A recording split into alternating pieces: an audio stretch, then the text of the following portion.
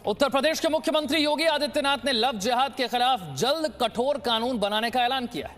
जौनपुर की चुनावी रैली में योगी आदित्यनाथ ने कहा है कि यूपी में बहन बेटियों की इज्जत से खिलवाड़ करने वालों का राम नाम सत्य होगा। ऐसे लोगों से नया कानून निपटेगा। वहीं ऑल इंडिया इमाम ऑर्गेनाइजेशन ने कहा है कि अगर किसी समुदाय को नुकसान होता है तो यह ठीक नहीं है। कांग्रेस ने यूपी सरकार को घेरते हुए कहा है कि सरकार अगर हाथरस मामले में न्याय दिला देती तो पूरा यूपी धन्यवाद देता। लव जिहाद का राम नाम सत्य, यही है बहस का बड़ा मुद्दा। लेकिन उससे पहले इस वक्त की 3 बड़ी खबरें जिस पर लगातार हम बात कर रहे हैं। आज बिहार चुनाव में रैलियों का सुपर संडे है। प्रधानमंत्री मोदी की 4 रैलियां तो नीतीश कुमार की 2 रैलियां हैं। दूसरी बड़ी खबर है, आज से रसोई गैस सिलेंडर की होम डिलीवरी का नियम बदलेगा। बुकिंग के समय मिलेगा 1 टाइम पासवर्ड। सिलेंडर की डिलीवरी के समय ओटीपी आपको बताना होगा। तीसरी खबर रेल यात्रियों के लिए काम की खबर है। भारतीय रेल ने पूरे देश की ट्रेनों के समय सारणी में टाइम टेबल में बदलाव किया है। नया टाइम टेबल आज से लागू हो गया है।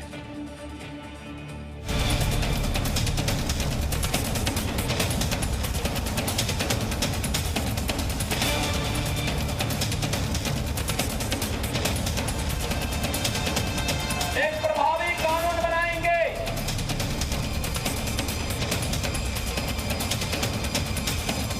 चोरी छुपे, नाम छुपा करके, स्वरूप छुपा करके जो लोग बहन बेटियों की इज्जत के साथ खिलवाड़ करते हैं,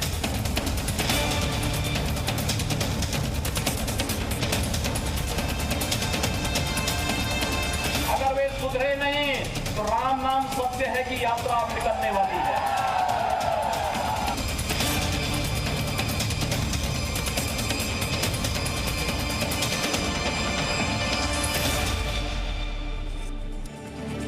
उत्तर प्रदेश के मुख्यमंत्री योगी आदित्यनाथ को आपने सुना, उन्होंने साफ तौर पर कहा जो लोग नाम बदलकर, धर्म बदलकर लड़कियों से मिलते हैं, फिर उन पर शादी के लिए दबाव डालते हैं और फिर जबरन धर्म परिवर्तन करवाते हैं, उनके लिए लव जिहाद का राम नाम सत्य। ये बड़ा ऐलान योगी आदित्यनाथ का। सवाल यह कि क्या योगी स्ट्राइक से लव जिहाद पर लगेगा अंकुश? सवाल हम ये भी पूछ रहे हैं कि क्या एक कानून ही लव जिहाद का पक्का इलाज है? लव जिहाद के खिलाफ जब तक कड़ा कानून नहीं बनेगा क्या तब तक इसका इलाज नहीं होगा? लव जिहाद पर देश की सबसे बड़ी ऑपोजिशन पार्टी कांग्रेस क्यों खामोश रहती? लव जिहाद पर कानून बनाने में क्या मुख्यमंत्री योगी का साथ कांग्रेस पार्टी और बाकी राजनीतिक दल देंगे? साथ ही सवाल हम ये भी पूछ रहे हैं कि क्यों बलरामपुर और बल्लभगढ़ नहीं, केवल हाथरस की घटना कांग्रेस को याद रहती है? यह सिलेक्टिव विरोध क्यों होता है? कौन कौन से खास मेहमान हमारे साथ हैं, उनका परिचय आपसे करवा देते हैं। भारतीय जनता पार्टी से प्रेम शुक्ला हमारे साथ जुड़ रहे हैं। आरएसएस समर्थक देश रतन निगम हमारे साथ हैं। राजनीतिक संजीव कौशिक हमारे साथ हैं। इस्लामिक स्कॉलर सईदुल कादरी हमारे साथ जुड़ रहे हैं। सबसे पहले प्रेम शुक्ला, क्या आपको लगता है कि यह समस्या इतनी बड़ी और इतनी विकराल हो चुकी है, जबरन धर्म बदलवाना, नाम छुपाकर मिलना, शादी के लिए दबाव डालना, कि जब तक इसके खिलाफ एक कड़ा कानून नहीं लाया जाता इस समस्या का समाधान संभव नहीं है?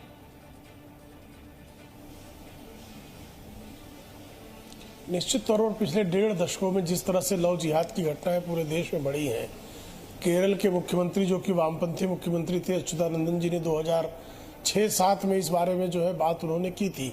केरल हाईकोर्ट ने भी इस बारे में बातें की, कई चर्च ने भी इसका विरोध किया और उत्तर प्रदेश में तो आए दिन जो है तो अपना नाम परिवर्तित करके, अपनी पहचान छुपाकर जिस तरह से लड़कियों को झांसे में लेकर उनका धर्म परिवर्तन कराकर उनसे विवाह के लिए जिस तरह से दबाव बनाया जा रहा है, ऐसे लोगों के खिलाफ चूंकि ये पूरी तरह से जो है गैर कानूनी गतिविधि है और किसी के जीवन को ध्वस्त करने की कार्रवाई है, ऐसे में ऐसे अपराधियों के खिलाफ कार्रवाई करना और ऐसे अपराधियों के खिलाफ कार्रवाई के लिए कानूनी शस्त्र प्रदान करना यह राज्य का दायित्व है। इसलिए आदरणीय योगी आदित्यनाथ जी ने इस संदर्भ में संकेत दिया है। कोई डेडलाइन आप दे सकते हैं? क्या सरकार इसके बारे में सोच रही है? कब तक कानून लाया जा सकता है? किस तरह का कानून होगा? कुछ बताएंगे आप? नहीं, संकेत अभी दिया गया है, उसके बारे में कानून की रचना की अपनी प्रक्रिया है, उस कानून की रचना की प्रक्रिया पूरी की जाएगी। ठीक है। संजीव कौशिक, आपको लगता है ये समस्या इतनी बड़ी हो गई है कि इसके खिलाफ एक कड़ा कानून बहुत जरूरी है और सभी राजनीतिक दलों को इसके लिए साथ आना भी होगा? इलाहाबाद हाईकोर्ट ने भी अब तो कह दिया है कि शादी के लिए धर्म परिवर्तन कोई जरूरी नहीं है। निश्चित रूप से विशाल, ये चिंता का विषय है कि शादी के लिए यदि कोई धर्म परिवर्तन करता है, चाहे वो हिंदू से मुसलमान हो और मुसलमान से हिंदू हो, ये चिंता का विषय है और इस पर लगाम लगनी चाहिए। और ऐसे अपराधियों को, मैं इसे अपराध की श्रेणी में रखना चाहता हूं, ऐसे अपराधियों को चिन्हित करके उनको सजा देने का प्रावधान होना चाहिए। लेकिन सबसे महत्वपूर्ण विषय यह है कि जिस तरह की एनसीआरबी की रिपोर्ट बताती है, पूरे लास्ट रिपोर्ट की बात यदि मैं कर लूं तो 4,05,681 लोगों की जो महिलाएं हैं उनके ऊपर उत्पीड़न हुआ है, जिसमें से सबसे शीर्ष स्तर पर उत्तर प्रदेश रहा है, जिसमें तकरीबन 59,000 महिलाओं के साथ उत्पीड़न की शिकार हुई है। महिलाएं, हमारी माताएं बहनें शिकार हुई है, जिसमें से 37% घरों में अपने शिकार हुई है। बेहतर होता कि इसके बारे में योगी आदित्यनाथ चिंतित होते, लेकिन इसमें उनको संजय जी इस बारे में तो बात कर रहे हैं। मेरा सवाल आपसे ये है कि राजनीतिक दल लव जिहाद से या जबरन धर्म परिवर्तन के मुद्दे पर बात करने से भागते क्यों हैं, डरते क्यों हैं? जब निकिता तोमर का केस होता है तो कोई जाता भी नहीं है, नेता बात भी नहीं करता उसकी, डर लगता है इस पर बात करने से, वोट बैंक खिसकने का डर है क्या? हम पूरे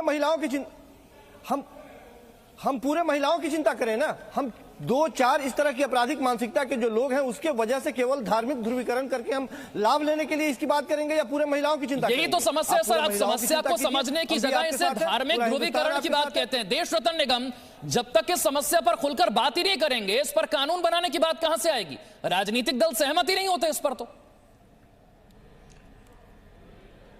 देखिए, इसका जो मुख्य कारण है वो तुष्टीकरण है, वोट बैंक की राजनीति है। जब तक आप इस पूरे लव जिहाद को, जिसको मैं रेप जिहाद कहता हूं, अगर उसको आप संगठित अपराध नहीं मानेंगे, देखिए संगठित अपराध है और इसमें टेरर फंडिंग भी है, जो पैसा हवाला के जरिए आता है, ज़कात का पैसा इस्तेमाल हो रहा है इसमें, और ये सारी चीज़ें बाहर आ रही हैं। यूपी में बहुत ज़्यादा केस बढ़ रहे हैं, तो ये संगठित अपराध की श्रेणी में रखना चाहिए। और आपको ये भी याद होगा, अगर शादी के लिए आप झूठ बोलते हैं, अपनी पहचान छुपाते हैं और उनकी हामी लेते हैं लड़की की, तो और शारीरिक संबंध बनाते हैं जिसके कारण, तो वो बलात्कार की श्रेणी में आता है।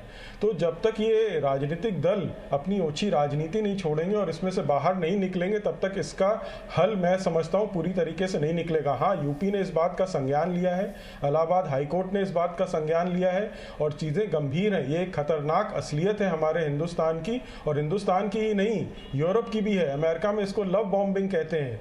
तो ये जो लव जिहाद, रेप जिहाद जो है, इसको संगठित अपराध माना जाना चाहिए, इसको मकोका लगना चाहिए। और जहां टेरर फंडिंग का और पीएफआई और एसडीपीआई के आपको इसमें तार नजर आते हैं, तो हमारा जो अनलॉफुल एक्टिविटीज प्रिवेंशन एक्ट है, जिसके अंदर बहुत सख्त सजा है, वो भी लगनी चाहिए। ये मेरे सुझाव हैं। उत्तर प्रदेश के कानून जो भी बना रहा है, जो भी अधिनियम लाने की सोच रहा है, उनके लिए मेरे सुझाव हैं। देखिए, तुष्टीकरण की राजनीति छोड़नी पड़ेगी आपको। ठीक है, अनुराग भदौरिया भी हमारे साथ जुड़ गए हैं समाजवादी पार्टी से। अनुराग भदौरिया, कोई भी व्यक्ति हो, नाम बदलकर, धर्म बदलकर किसी लड़की से मिलता है, शादी के लिए दबाव डालता है, जबरन धर्म परिवर्तन करवाता है, आप मानते हैं गलत है? खुलकर इस समस्या पर बात होनी चाहिए, कानून होना चाहिए इस पर। बिल्कुल होना चाहिए, और ये जिम्मेदारी सरकार की होती है। सरकार अपनी जिम्मेदारी से नहीं भाग सकती। अगर समाज के अंदर में किसी भी तरह से किसी भी महिला के साथ या बच्ची के साथ अन्याय होता है, तो ये कानून व्यवस्था की जिम्मेदारी बनती है ना, सरकार की जिम्मेदारी बनती है। क्योंकि सरकार ने तो बड़ी हुंकार बढ़ा था कि सरकार कानून बनाएगी तो आप साथ आएंगे, समाजवादी पार्टी साथ आएगी, कानून बनेगा तो। अच्छा, मैं अपनी बात कर लूं, फिर आप टोक लीजिएगा। मैं कह रहा हूँ, रोमियो स्कर्ट बनाया था सरकार ने। अब मैं सरकार से पूछना चाहता हूँ, रोमियो स्कर्ट कहाँ है? क्या रोमियो स्कर्ट काम कर रहा है समाज के अंदर में? तो सरकार से मैं इतनी बात कहूंगा, जो आपको बनाना है बनाओ, सरकार आपकी है। मार्केटिंग क्यों करते हो भाई? आप महिलाओं पे न्याय क्यों नहीं दिला पा रहे हो? महिलाओं पे अत्याचार होता है तो आपको जो सरकार है वो पूछती क्वेश्चन विपक्ष से। मैं आपसे पूछना चाहता हूँ, आपकी पुलिस प्रशासन क्या करती है? आपकी जो सिस्टम है, पुलिस सिस्टम क्या करता है? इसके मतलब आपका पुलिस सिस्टम का खौफ खत्म हो गया, इसके मतलब आपका प्रशासन का खौफ खत्म हो गया, इसके मतलब सरकार का जो हनक होती है खत्म हो चुकी है। लगातार महिलाओं के अत्याचार उत्तर प्रदेश नंबर 1 हो जाए और हम मार्केटिंग करते रहे, नहीं हम अनुराग भदौरिया, महिलाओं पर हो रहे जुल्म, महिलाओं के खिलाफ हो रहे अपराध पर हम बात कर रहे हैं खुलकर। मैं आपसे कह रहा हूं, समाजवादी पार्टी ने कितनी बार खुलकर यह कहा कि जबरन धर्म परिवर्तन गलत है, इसको रोकने के लिए कानून बनना चाहिए। हम तो महिला के सम्मान के लिए, चाहे हिंदू की हो, मुस्लिम की हो, सिख की हो, ईसाई की हो, दलित हो, अगड़ा हो, पिछड़ा हो, सबके लिए रोड पे संघर्ष। मैं वही तो पूछ रहा हूं अनुराग भदौरिया, कितनी बार आपने कहा जबरन धर्म परिवर्तन रोकने के लिए कानून आना चाहिए? समाजवादी पार्टी के नेताओं ने कितनी बार ऐसा कहा है? मुझे बताइए जरा। मेरी बात तो सुन लीजिए, फिर आप बोली ना, आपकी बात आएगी ना। पिछले 2 मिनट से लगातार आप ही बोल रहे हैं अनुराग भदौरिया, आप सवाल का जवाब नहीं दे रहे। मैं बोलता रहूंगा तो जवाब आएगा ही नहीं। आप, मैं बोलूं फिर आप पूछ लीजिएगा। लगातार समाजवादी लोग सड़क पे महिलाओं के सम्मान के लिए, चाहे मुस्लिम हो, चाहे हिंदू हो, चाहे दलित हो, चाहे सिख हो, चाहे ईसाई हो, झगड़ा पिछड़ा हम लाठी खा रहे हैं। क्या सरकार हथरस गई? क्या सरकार के मुख्यमंत्री हथरस गए? क्या सरकार के मुख्यमंत्री बच्ची के साथ अन्याय हुआ बाराबंकी गए? क्या मुख्यमंत्री, क्या एक महिला भी, कोई उनकी सांसद सदस्य या कोई भी महिला के सम्मान के लिए उनके घर गए बीजेपी के? ठीक है, मैं जवाब ले लेता हूं। आपने मेरे सवाल का जवाब तो नहीं दिया, लेकिन मैं आपके सवाल का जवाब जरूर ले लेता हूं प्रेम शुक्ला से। प्रेम शुक्ला, प्रेम शुक्ला जी क्या जवाब देंगे? पूछो, कोई बीजेपी के नेता गई? अब जरा सुन भी तो लीजिए ना, या फिर आप ही बोलते लव जिहाद पर बहस है, तो उस लव जिहाद की बहस पर पहले इनको उत्तर देना चाहिए कि लव जिहाद पर समाजवादी पार्टी की भूमिका क्या है। यहाँ वहाँ की बात करने का कोई औचित्य ही नहीं है। लव जिहाद पर बात करने से समाजवादी पार्टी बचना क्यों चाहती? क्या लव जिहादियों का साथ है इनको? क्या लव जिहादी जो है इनके साथ है? कोई समाज विशेष जो है वो क्या इस तरह का वोट बैंक बन चुका है जिसके कारण लव जिहाद के विरुद्ध बोलने में इनको संकोच है? लव जिहाद पर हम जब बहस में बैठे हैं तो कृपा करके समाजवादी पार्टी लव जिहाद पर अपनी भूमिका स्पष्ट करे। यहाँ वहाँ की बात करके बात को भटकाए नहीं। आप स्पष्टता से बताइए कि लव जिहाद पर समाजवादी पार्टी की भूमिका क्या है? ठीक है, लव जिहादियों के खिलाफ कार्रवाई होनी चाहिए कि नहीं? हमने देखा अनुराग भदौरिया भाग रहे हैं मुद्दे से, बोलना नहीं चाहते इस पर। सईदुल कादरी समर्थन करेंगे कि नहीं? सईदुल कादरी, लगाम लगनी चाहिए कि नहीं लगनी चाहिए शादी के लिए जबरन धर्म परिवर्तन पर? सईदुल कादरी, अनुराग भदौरिया रुकते हुए, आप ही बोल रहे हैं पिछले 5 मिनट से, अब जरा सुन लीजिए दूसरों को। सईदुल कादरी, नहीं, क्यों आप बोले नहीं दोगे तो हम क्यों बोलने देंगे किसी को भाई? सर सबसे ज्यादा आप ही बोले अभी तक, अब जरा सुनिए सईदुल कादरी को। साफ सीधा लिखा हुआ है, इस्लाम में साफ सीधा लिखा हुआ है, कुरान में आ गया है कि मजहब में तब्दीली के लिए किसी पे जोर जबरदस्ती नहीं होना चाहिए। अगर कोई सिर्फ शादी के लिए मुसलमान बनता है तो नाम निहाद मुसलमान है, वो मुसलमान हो ही नहीं सकता। दूसरी बात यह है कि लव जिहाद नाम की कोई चीज मौजूद ही नहीं है। और अगर सरकार चाहती है कि औरतों के साथ इंसाफ हो, लड़कियों के साथ इंसाफ हो, तो कानून बनाना चाहती है तो सबसे पहले अबॉर्शन पे कानून नाफिज कर दिया जाए। अबॉर्शन को सईदुल कादरी, समस्या यह है कि जिस पर बात की जाती है उस पर, उससे हटकर हर मुद्दे पर बोलने के लिए तैयार है, लेकिन सभी राजनीतिक दलों को खुलकर इस पर बात करनी होगी कि शादी के लिए जबरन धर्म परिवर्तन करवाना गलत है। नाम बदलकर, धर्म बदलकर मिलना, फिर शादी का दबाव डालना और जबरन धर्म परिवर्तन करवाना गलत है। इसके लिए कानून आना चाहिए। बहुत बहुत शुक्रिया सभी खास मेहमानों का। Presenting B News app available on Google Play and App Store. Download it now.